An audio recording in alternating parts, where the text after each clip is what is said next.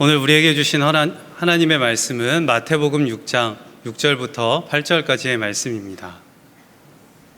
너는 기도할 때에 내 골방에 들어가 문을 닫고 은밀한 중에 계신 내 아버지께 기도하라. 은밀한 중에 보시는 내 아버지께서 갚으시리라.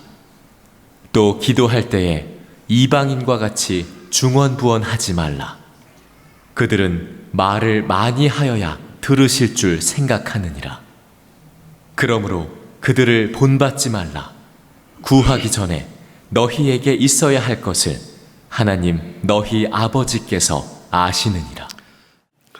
오늘 읽으신 성경 말씀에 보시면 예수님께서 너의 골방에 들어가서 문을 닫고 은밀한 중에 계신 네 아버지께 기도하라 하셨습니다. 골방은 어떤 방일까요? 골방이란 집 뒤편에 붙여지은 작은 방입니다.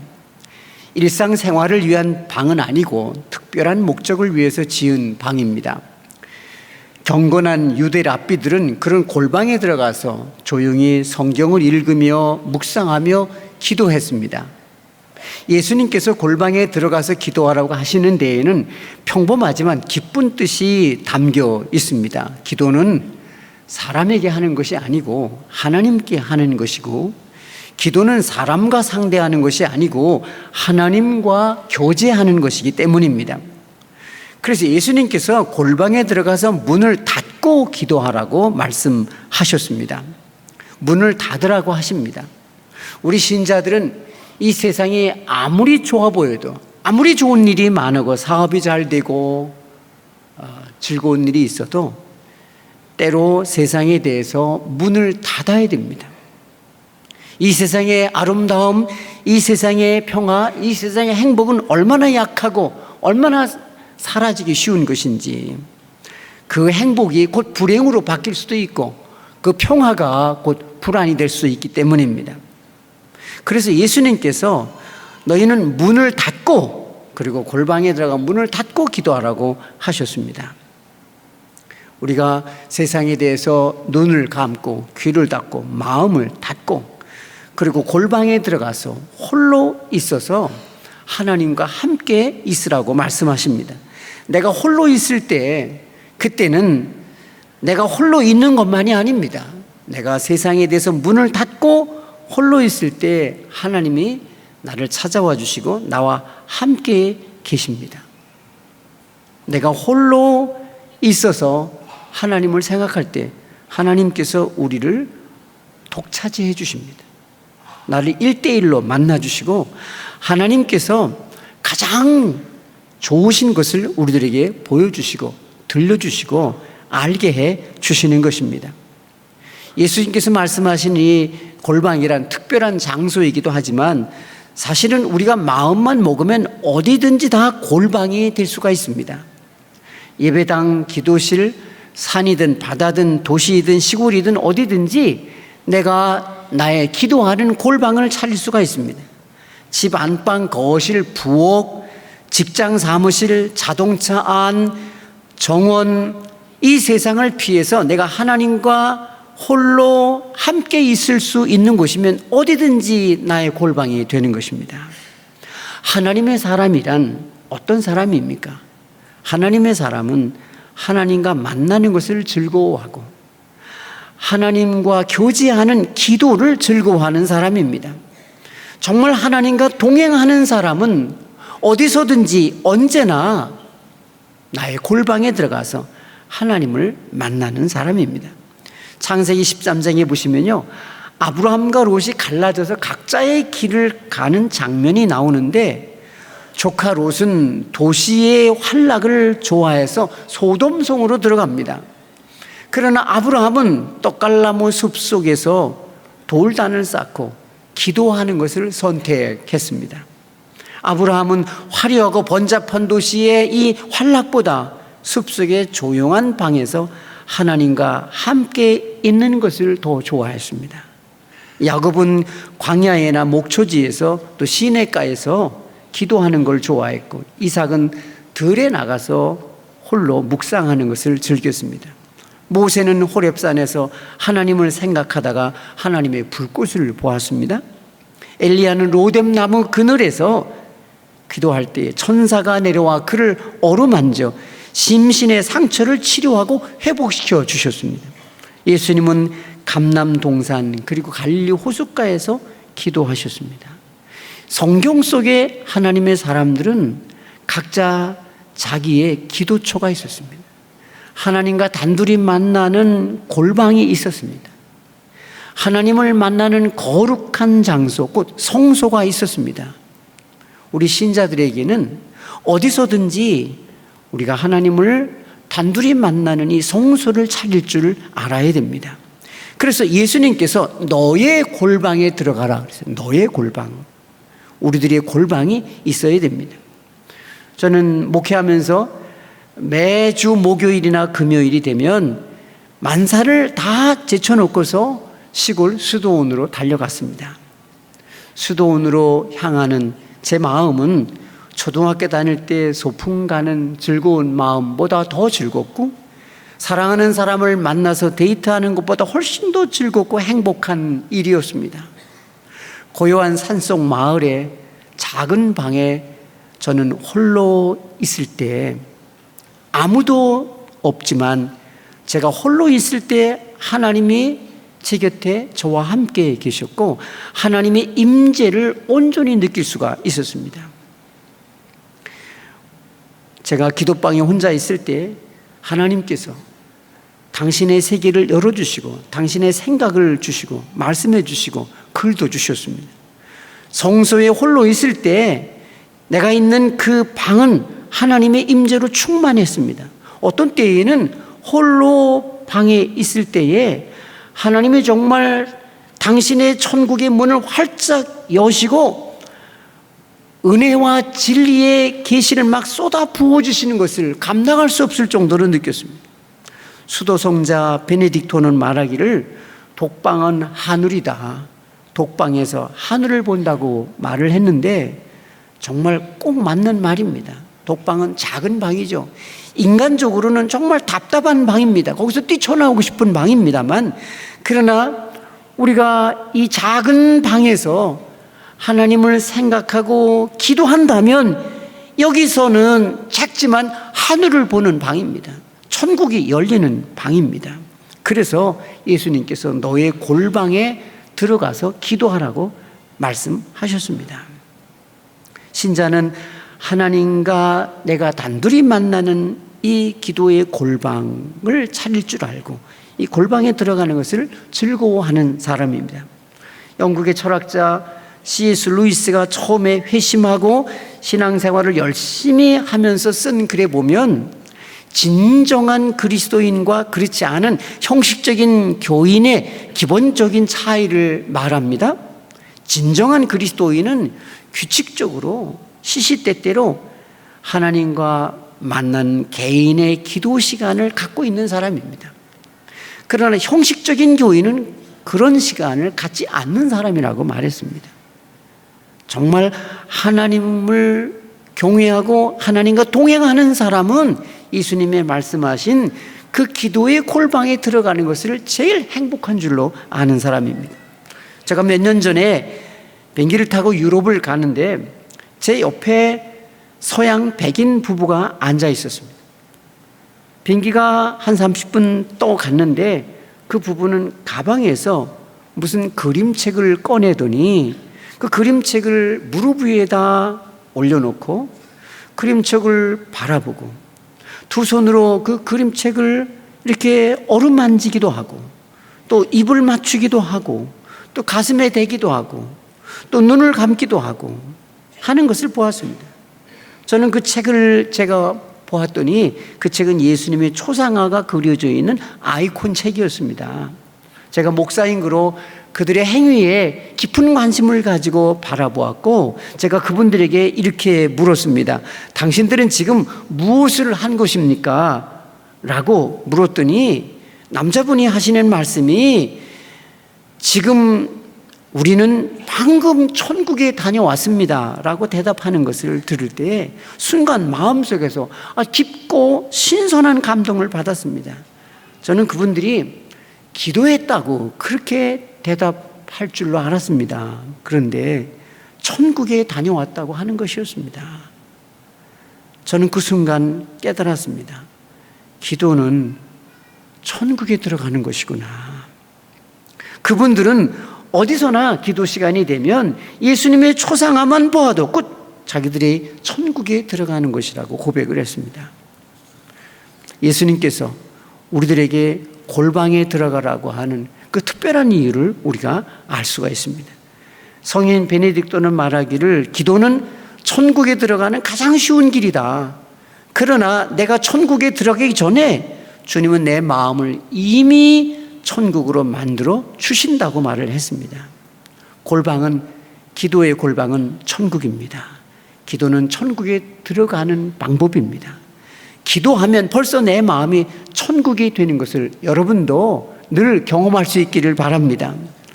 수도송자 토마스 머튼이라는 사람이 기도방은 요양소라고 말을 했는데 저는 이것을 체험을 많이 했습니다. 골방은 상한 마음, 고단한 영혼, 지친 몸까지도 치유되는 요양소와 같은 곳입니다. 치유의 성소고 회복의 장소입니다.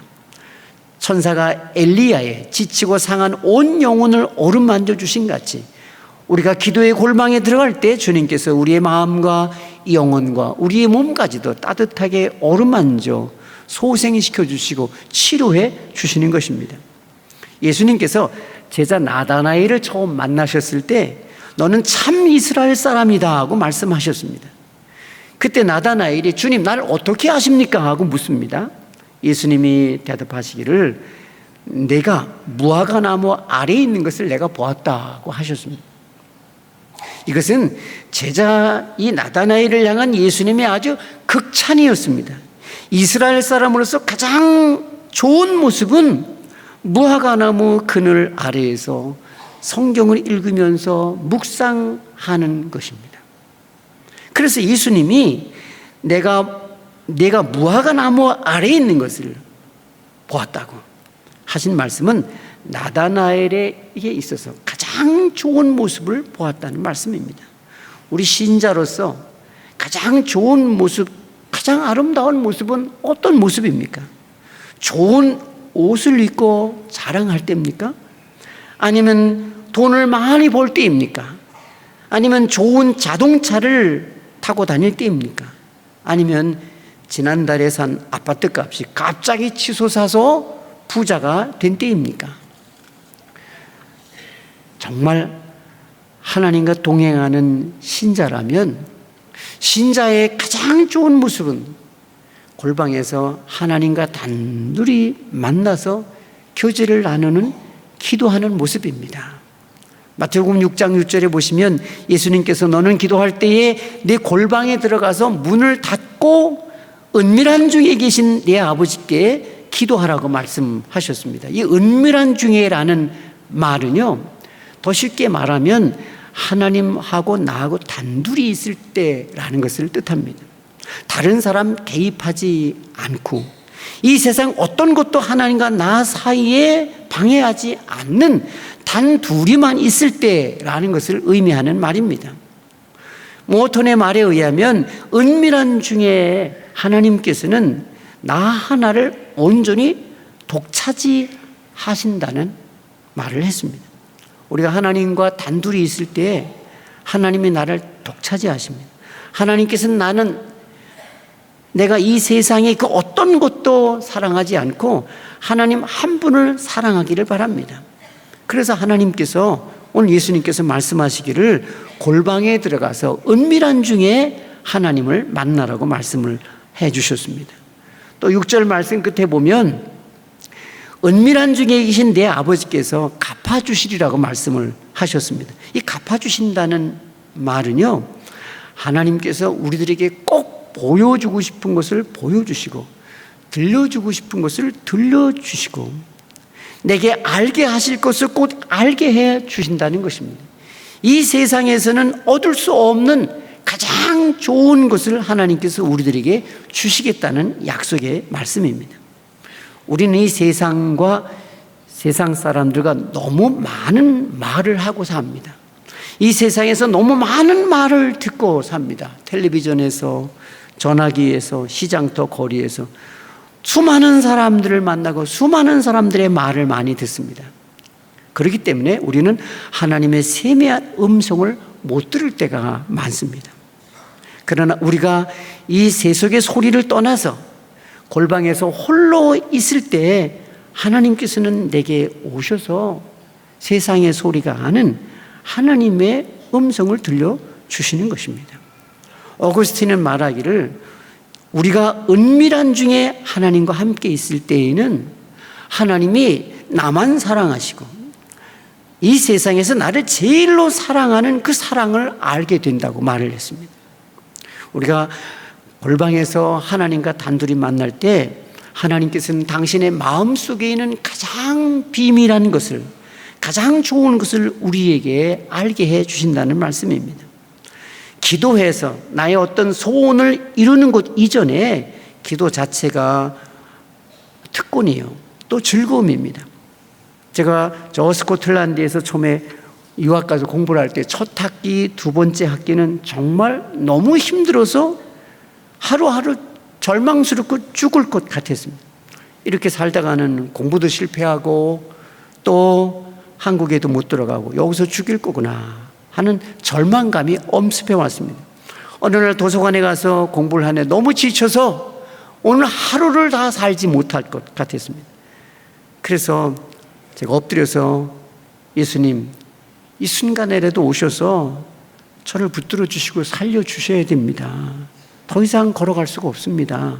라고 간절히 기도할 때 갑자기 누군가 큰 손으로 제 어깨를 만지는데 온몸이 뜨거워지는 것을 느꼈습니다. 그래서 얼른 일어나서 쳐다봤더니 예수님이 아니라 하얀 성직자 칼라를 한 영국인 목사였습니다. 제가 벌떡 일어나서 그 사람을 바라봤더니 그분의 제 손을 꼭 잡고서 네가 미스터 킴이지? 그렇습니다. 감리교 목사지? 그렇습니다. 너 한국 사람이지? 그렇습니다. 그런데 내가 너를 한 달 동안을 찾아다녔다. 네가 강의실에 있다 그래서 가면 또 사라졌고 식당에 있다 그래서 가면 또 사라졌고 너는 얼마나 걸음이 빠른지 1000개를 2개, 3개씩 뛰어 올라가더라. 한국 사람은 다 너처럼 그렇게 걸음이 빨라서 경제가 발전했나 보구나 하면서 이제야 너를 찾았으니 이제 네가 이 대학에서 다 마치고 갈 때까지 내가 너를 도와줄 것이다. 영어도 도와줄 것이고 친구가 돼줄 것이고 자기 집에 가서 밥도 먹을 것이고 같이 예배도 드리고 또 소풍도 가지고 여기 있는 동안 자기는 나의 형님이 되고 아버지가 돼서 돌봐줄 테니 아무 걱정을 말라고 하는 것이었습니다. 뭐 저의 형님이 되고 아버지가 된다고 그래서 돌봐준다고 그러니 저는 그 나라에 가서 그렇게 따뜻한 친절을 맛본 적이 없습니다. 너무 감격을 했습니다. 그래서 형님이 나타나고 아버지가 나타났구나 해서 저도 모르게 저는 그 목사님 가슴에 머리를 쳐박고 한참 물었습니다. 나중에 한 사실입니다. 알고 나서 얼마나 창피했는지 모릅니다. 그 목사님은 저보다 3살이나 어린 사람이었습니다.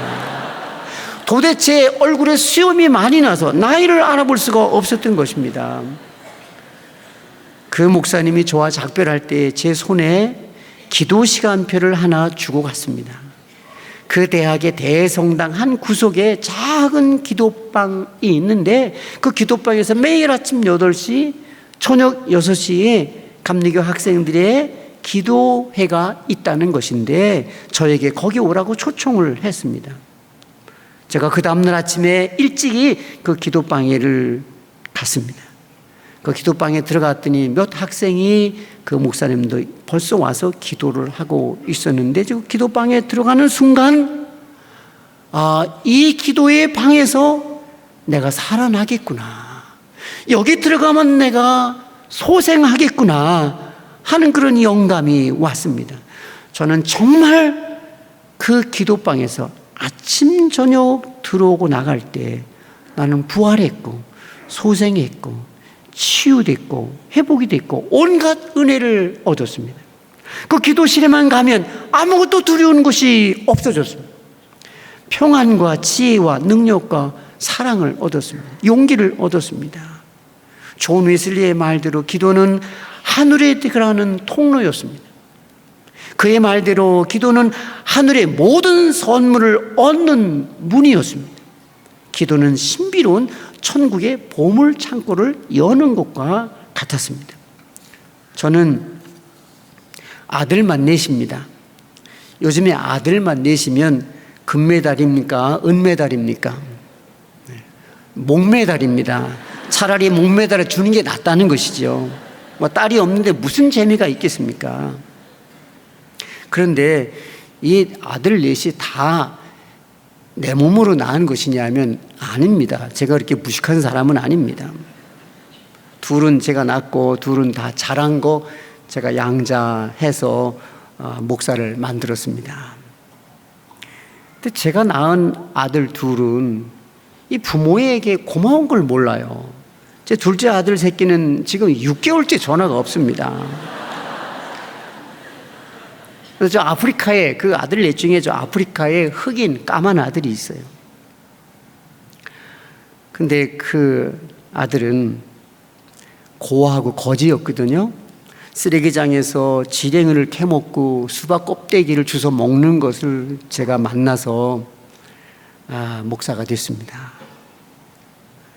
그런데 이 아들을 늦게 얻은 이 아들들은요 정말 고마워합니다.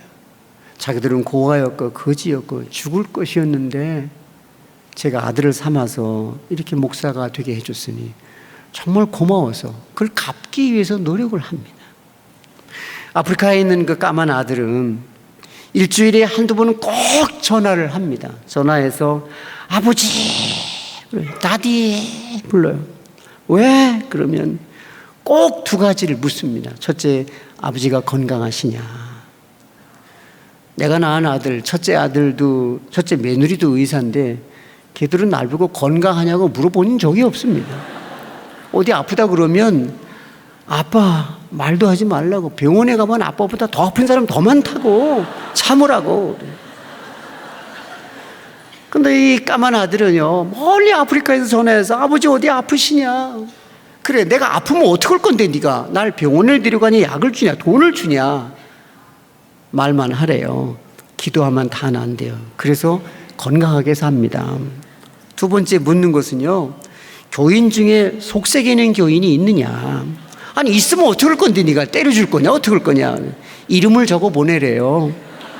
그래서 사실은 그래서 이름 적어 보내면 어떻게 되니? 그랬더니 자기가 기도하면 다 쓰러진대요.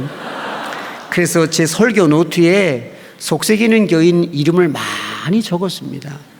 근데 원래 제가 마음이 약해서 하나도 못 보냈어요. 어떤 때는 적기만 해도 쓰러지더라고요.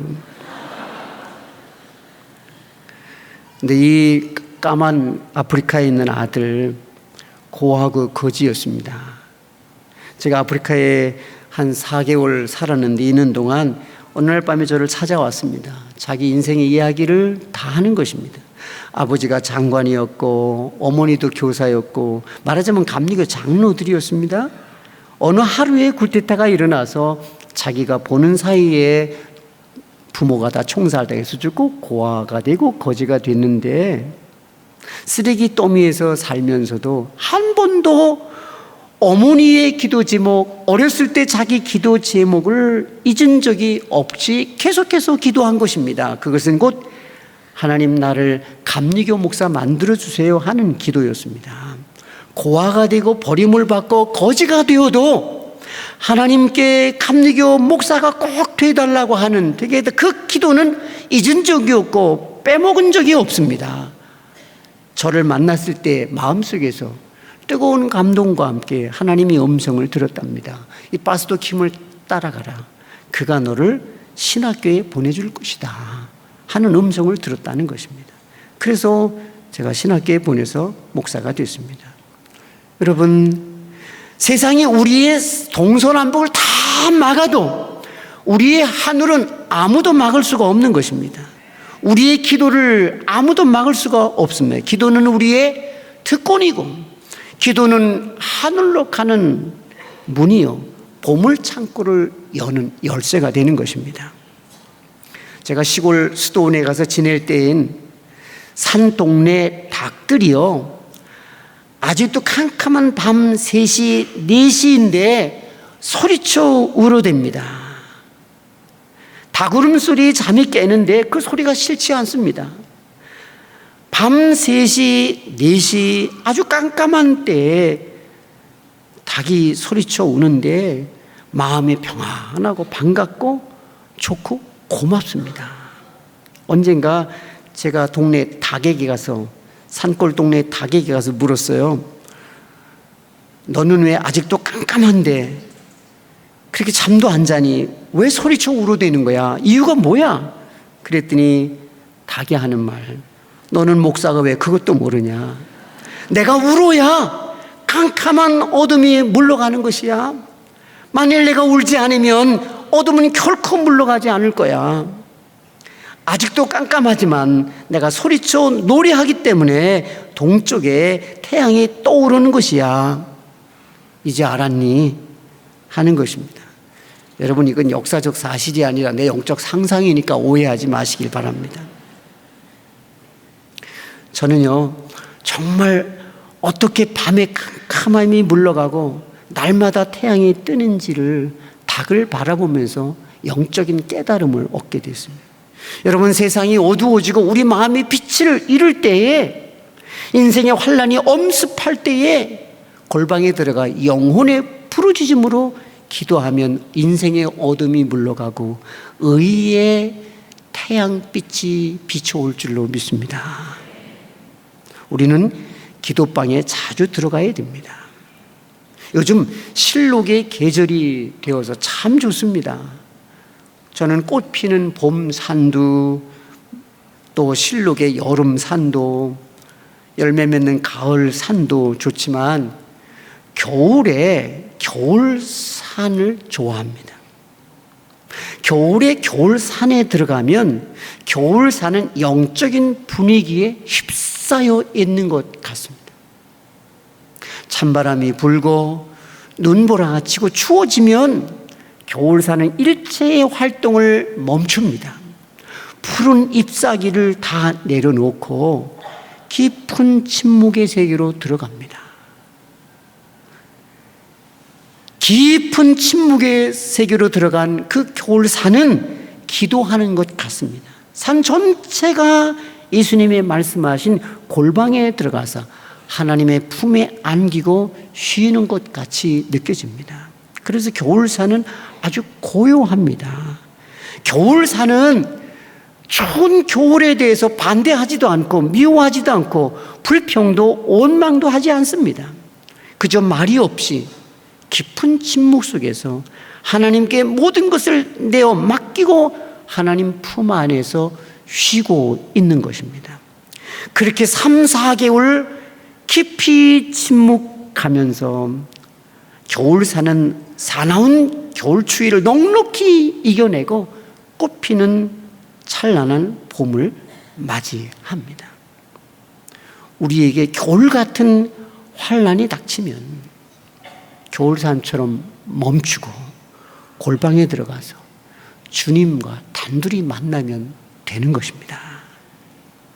저는 나무를 좋아하는데요, 이제 은퇴하면은 시골에 가서 나무 길리면서 농사 짓고 살려고 합니다.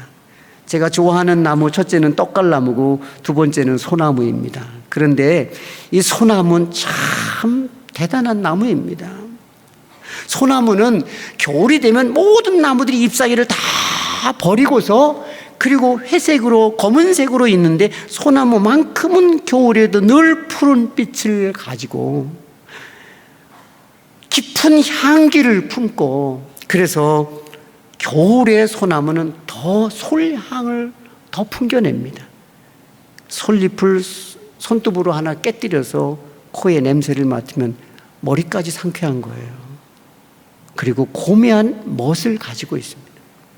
기도의 골방에 들어가는 사람은 겨울산처럼 넉넉히 환란을 이기고 축복의 계절을 맞이할 것이요, 소나무처럼 푸르고 향기 짙고 고매한 영성을 가지고 살아가게 될 것입니다. 제가 오래전에 이탈리아에 성인 프란체스코의 고향 아시지를 방문한 적이 있습니다. 이 아시시를 방문해서 젊은 카톨릭 수사의 안내를 받는데 그 젊은 수사가 프란체스코 성인에 대한 이런 이야기를 하는 것이었습니다. 성인 프란체스코가 산 깊은 골짜기에 동굴에 머물면서 금식하고 기도를 하면서 사셨습니다. 하루는 깊은 밤에 우리 스승님이 얼마나 배가 고프시고 추우시고 외로우실까 생각해서 음식을 마련해서 제자들이 깊은 산골의 동굴을 찾아가게 됐습니다. 한참 깊은 산속으로 들어갔는데 태양 같은 빛이 온 산골을 비췄습니다. 그 빛이 어디서 나는가 더 올라갔더니 그 태양 같은 빛은 프란체스코 성인이 머물러 기도하시는 그 동굴에서 쏟아나오는 것이었습니다. 더 가까이 가봤더니 그 빛은 기도하시는 성인 프란체스코의 얼굴에서 나오는 빛이었습니다. 여러분, 우리가 세상에서 아무리 어둠을 경험하고 내 마음이 아무리 어두워진다 할지라도 예수님이 명하신 기도의 골방에 들어가면 태양 같은 빛이 하나님의 영광이 내 마음에 비치고 내 얼굴에 비칠 것입니다. 기도의 골방에 들어서 천국의 영광으로 빛나는 얼굴로 인생을 걸어가고 어두운 세상을 비추시는 여러분이 꼭 될 수 있기를 바랍니다. 얼마 전에 저는 1930년대 우리 한국의 최고의 부흥사셨던 이용도 목사님의 시집 하나를 받아 읽었습니다. 그 이용도 목사님의 시집 첫 페이지를 여니까 거기 이용도 목사의 첫 번째 시가 나옵니다. 시의 제목이 기도하지 못한 날이었습니다. 아, 기도하지 못한 날은 슬픈 날이다. 기도하지 못한 날은 넘어지는 날이다. 기도하지 못한 날은 괴로운 날이요. 기도하지 못한 날은 이웃을 미워하는 날이요. 기도하지 못한 날은 정말 불행의 날이다. 오 주여, 나로 하여금 내 생에 기도하지 못한 날이 없게 하소서. 아, 기도한 날은 좋은 날이다. 기도하는 날은 승리하는 날이다. 기도하는 날은 평안한 날이요, 행복한 날이다. 오 주님, 나로 하여금 내 생에 기도하는 날만을 살아가게 하소서. 여러분, 기도하지 못해서 불행한 날이 생에 하루도 없기를 바랍니다. 골방에서 주님과 단둘이 만나는 그 평화, 그 기쁨, 그 사랑을 가지고 그 영광의 빛을 가지고 일생을 걸어가고 천국까지 가시는 여러분이 다 될 수 있기를 바랍니다. 성부와 성자와 성령의 이름으로 아멘.